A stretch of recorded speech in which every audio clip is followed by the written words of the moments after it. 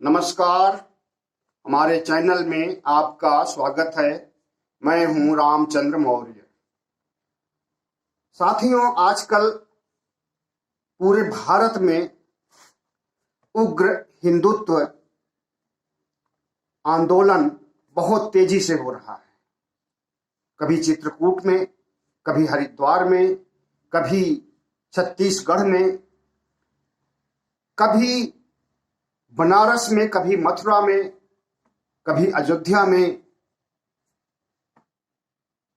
उग्र आंदोलन शुरू हो गया है हिंदू राष्ट्र बनाने के लिए। और इस आंदोलन में न सिर्फ संत महात्मा पंडित पुरोहित शामिल हैं, बल्कि राष्ट्रीय स्वयंसेवक संघ और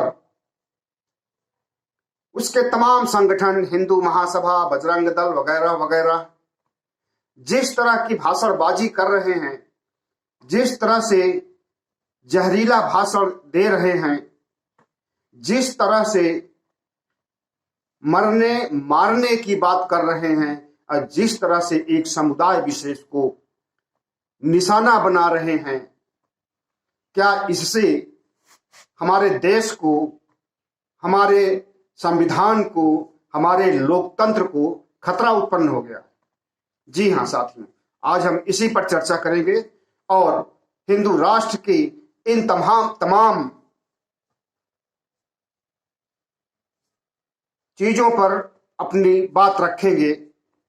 जो गलत हो रहा है, सही तो कुछ हो ही नहीं रहा है। जी हां साथियों, तो हमारे चैनल को सब्सक्राइब कर लीजिए और वीडियो देखने के बाद इसे जरूर शेयर करें ताकि और लोग भी हमारी आवाज को सुन सकें। अभी हरिद्वार में जो हुआ आपको पता है।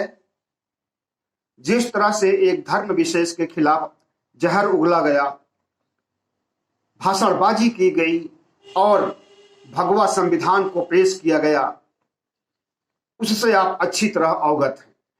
और जिसकी भर्त्सना, जिसकी आलोचना भारत में ही नहीं पूरी दुनिया में हुई है और दुनिया के देश भारत को सहिष्णु और धार्मिक देश या एक आदर्श प्रजातंत्र मानने के सामने प्रश्न चिन्ह खड़ा कर रहे हैं। जब से भारत में मोदी सरकार आई है 2014 से, तभी से हिंदू राष्ट्र बनाने की मांग उठने लगी है। वैसे 100 साल पहले, लगभग 100 साल पहले 1925 में जब आरएसएस की स्थापना की गई थी, उस समय से हिंदू राष्ट्र बनाने की बात कही जा रही है, लेकिन ये लोग सत्ता में नहीं थे, इसलिए इनका हिंदू राष्ट्र का सपना धरा का धरा रह गया। 2014 में जब से भारतीय जनता पार्टी सत्ता में आई है, तब से ये फिर से सिर उठाने लगे हैं और भारत की साझा संस्कृति को, भारत के धर्मनिरपेक्ष ढांचे को, भारत के संविधान को, भारत के समानता के अधिकार को, भारत में सामाजिक न्याय के खिलाफ कुचक्र रच रहे हैं, षड्यंत्र रच रहे हैं और लोकतंत्र के सामने प्रश्न चिन्ह बन करके खड़े हो गए हैं। इसलिए इनकी आलोचना होनी चाहिए, इनकी भर्त्सना होनी चाहिए और जरूरत पड़ने पर इनके खिलाफ संघर्ष भी होना चाहिए, आंदोलन होना चाहिए। वही आंदोलन, जिस तरह का आंदोलन किसानों ने किया था। किसान भी शामिल होंगे, मजदूर भी शामिल होंगे, युवा भी शामिल होंगे, स्त्री पुरुष नर नारी सब शामिल होंगे और भारत को एक भगवा संस्कृति पहनाने का जो कुचक्र रचा जा रहा है, इसके खिलाफ सब लोग एकजुट होंगे। साथियों, इन दिनों जिस तरह से हरिद्वार में आग उगली गई है और मुस्लिम समुदाय को नष्ट कर देने, मार डालने का फतवा जारी किया है, और भारतीय संविधान, नकली संविधान को पेश किया गया है।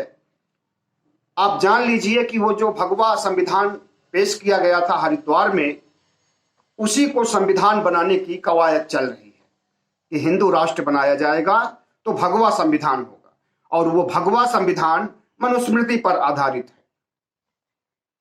और मनुस्मृति के बारे में सब कोई जानता है कि ये समाज को विखंडित करने वाला संविधान, प्राचीन संविधान था हिंदुओं का, समाज को नष्ट करने वाला, समाज में जहर घोलने वाला, समाज में ऊंच नीच की भावना को पनपाने वाला और महिलाओं को उनके अधिकारों से वंचित रखने का काम किया गया था बहुत पहले, जब मनुस्मृति की रचना की गई थी। और उसी मनुस्मृति को आदर्श मान करके आज दक्षिणपंथी शक्तियां, कट्टरपंथी शक्तियां, धर्मांध शक्तियां, सांप्रदायिक शक्तियां भारत के धर्मनिरपेक्ष ताने बाने को तहस नहस कर रही हैं, नष्ट करना चाहती हैं और हमारी साझा संस्कृति को लुप्त कर देना चाहती हैं और अपना एकाधिकार जमाने के लिए हिंदुओं, कट्टर हिंदुओं को अपने एजेंडा को लागू करने के लिए जिस तरह से चित्रकूट में हिंदू एकता महाकुंभ की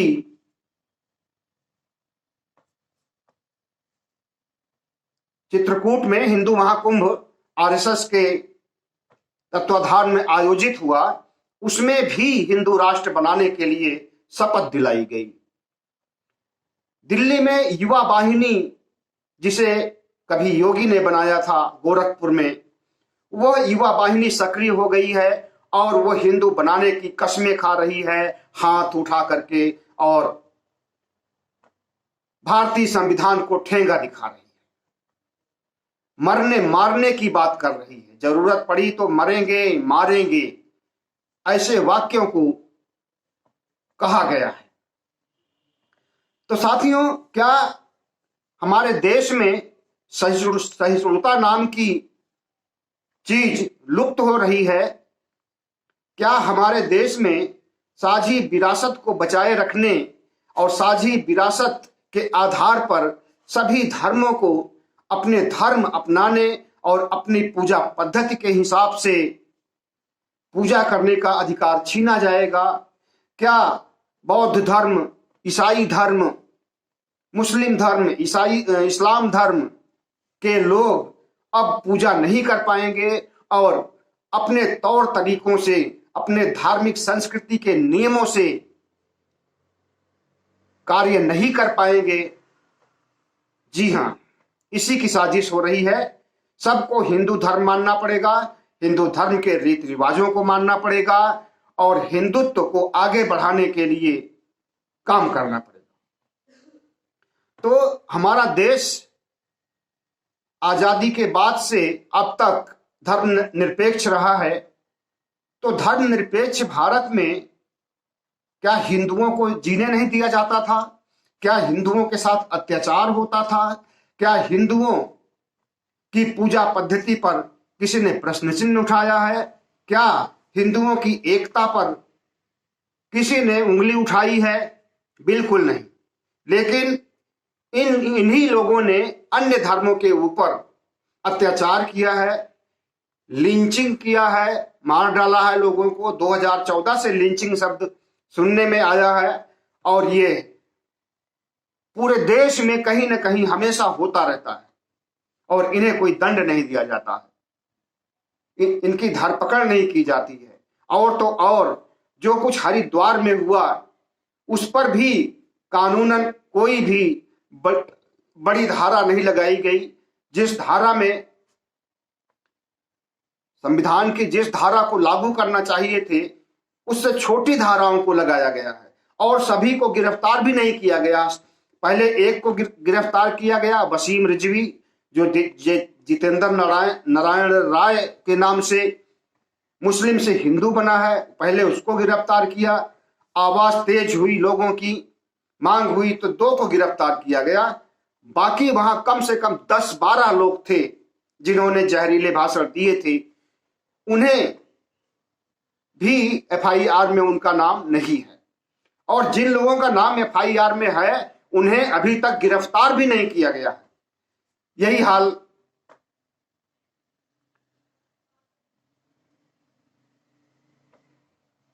छत्तीसगढ़ में रायपुर में हुआ, उनकी भी गिरफ्तारी नहीं हो पाई है और न उन्हें दंडित किया जा रहा है।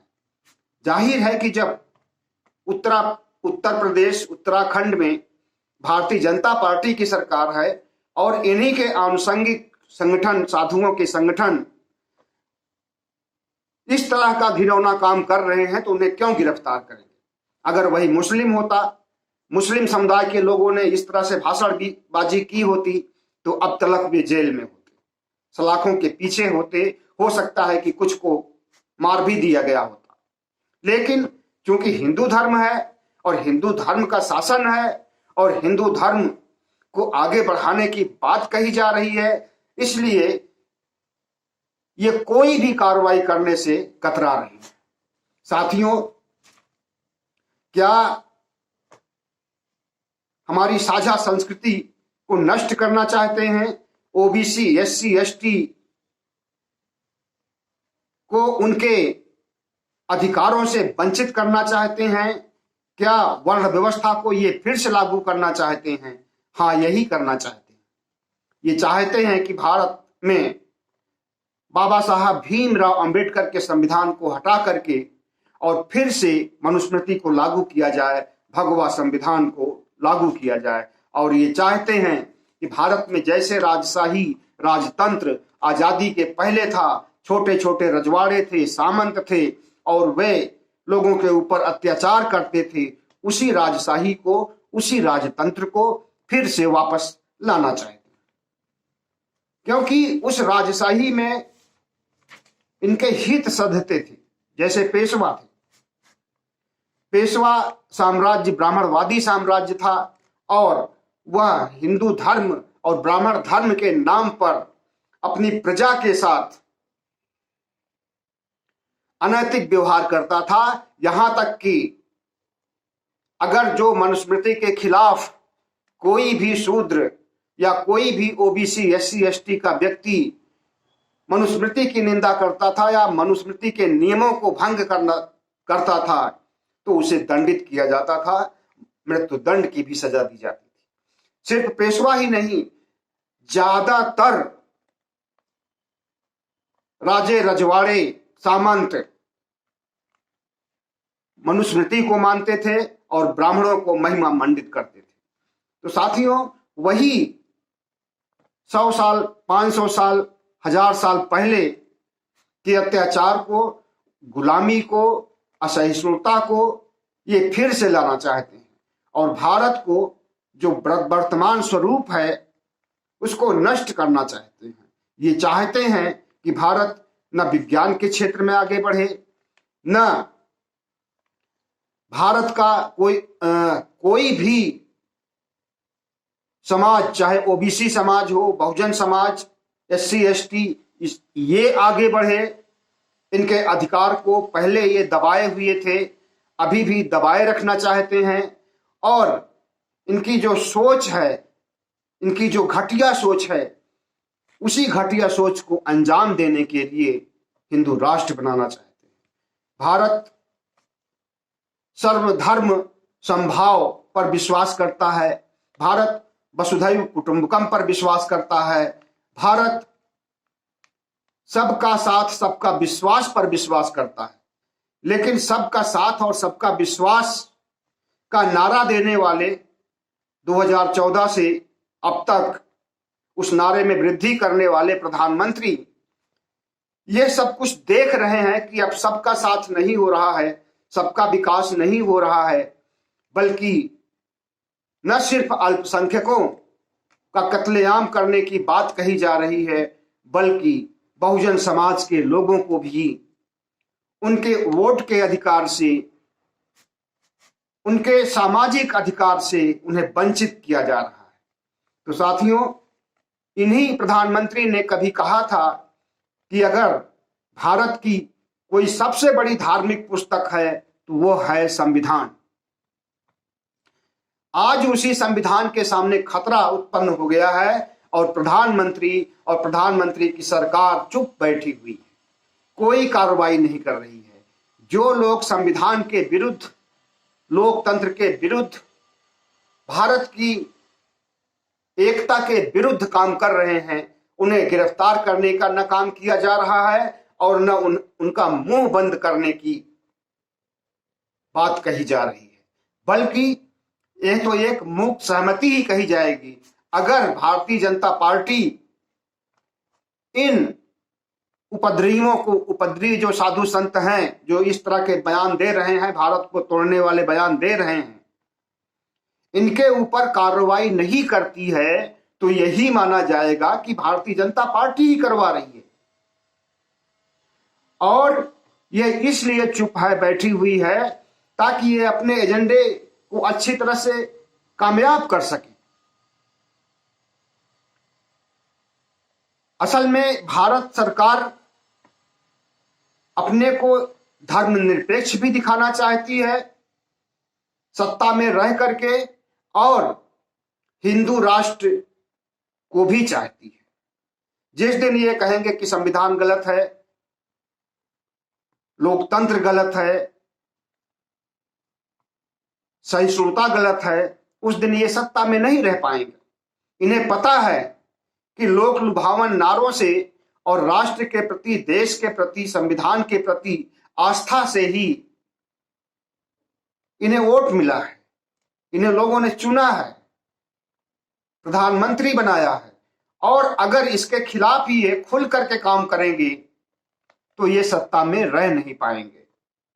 तो ये क्या कर रहे हैं कि अपने जो साधु संत हैं, मठ हैं, मठाधीश हैं, या जो इनके कट्टरपंथी संगठन हैं, उनको खुली छूट दे दिए कि तुम करिए इस काम को। तो इनका दो चेहरा है, दो चरित्र है, एक राष्ट्र के पक्ष में और एक राष्ट्र के खिलाफ। तो जो राष्ट्र के खिलाफ इनका चाल चरित्र चेहरा है, आज वो उग्र हो गया है। अपनी बात को मनवाने के लिए किसी भी हद तक जा सकता है। हिंदू राष्ट्र बनाने के लिए मरने मारने की बात कर रहा है, मुस्लिम समुदाय को निशाना बना रहा है, ईसाई समुदाय को निशाना बना रहा है। आपको मालूम होना चाहिए कि अभी क्रिसमस के दिन ईसा मसीह, कलकत्ता में ईसा मसीह की प्रतिमा को तोड़ दिया गया और कलकत्ते में ही मदर टेरेसा के संस्था को के सामने ऐसी स्थिति उत्पन्न कर दी है कि वो संस्था अपने आप बंद हो जाएगी। उसके बैंक अकाउंट को रोक दिया गया है, सील कर दिया गया है, कोई ट्रांजैक्शन नहीं हो सकता। ट्रांजैक्शन नहीं होगा तो काम करने वालों को वेतन कहां से दिया जाएगा, काम करने वाले कैसे काम कर पाएंगे और संस्थान का काम कैसे चलेगा। वहां सेवा भाव है, गरीबों को, बच्चों को, महिलाओं को, असहाय निर्बल लोगों को मदद दी जाती है, स्वास्थ्य की मदद दी जाती है, तमाम तरह की सहायता की जाती है, खाना दिया जाता है, कपड़े दिए जाते हैं, कंबल दिए जाते हैं। जो कि एक कल्याणकारी राज्य को करना चाहिए, जनता की सेवा, तो कल्याणकारी राज्य और हमारी सरकार तो नहीं कर रही है। और जो हमारे संगठन कर रहे हैं, अब वो भले ही बौद्ध संगठन हो, भले ही ईसाई संगठन हो, भले ही मुस्लिम संगठन हो, उन्हें काम नहीं करने दिया जा रहा, क्योंकि वे ईसाई और ईसाइयत का प्रचार कर रहे हैं। उनका यह कहना है कि ईसाइयत का प्रचार कर रहे हैं। प्रचार करने को ये देशद्रोह मानते हैं। तो साथियों, आज जो परिस्थितियां हैं, इस पर आपको, हमें सबको गंभीरतापूर्वक सोचना है और इन परिस्थितियों से कैसे निपटा जाएगा। अगर ये भारत राष्ट्र बनाने के लिए जिस तरह से उग्रता दिखा रहे हैं, हिंसा का सहारा ले रहे हैं, भड़काऊ भाषण दे रहे हैं और एक भावनात्मक आंदोलन कर रहे हैं, और आंदोलन के जरिए जबरन हिंदू राष्ट्र बनाने की बात कर रहे हैं, तो इन पर, इनकी गतिविधियों पर रोक लगाने के लिए हमें क्या करना चाहिए? देश को बचाने के लिए, राष्ट्र को बचाने के लिए, संविधान को बचाने के लिए, लोकतंत्र को बचाने के लिए हमें क्या करना चाहिए? इस पर हम सबको गंभीरता पूर्वक सोचना है। और अगर नहीं सोचेंगे तो हम बहुत जल्दी किसी ऐसे बड़े खतरे में फंस जाएंगे जहां से निकल पाना मुश्किल ही नहीं, नामुमकिन होगा। साथियों, हमारे चैनल को सब्सक्राइब कीजिएगा, लाइक कीजिएगा और शेयर कीजिएगा।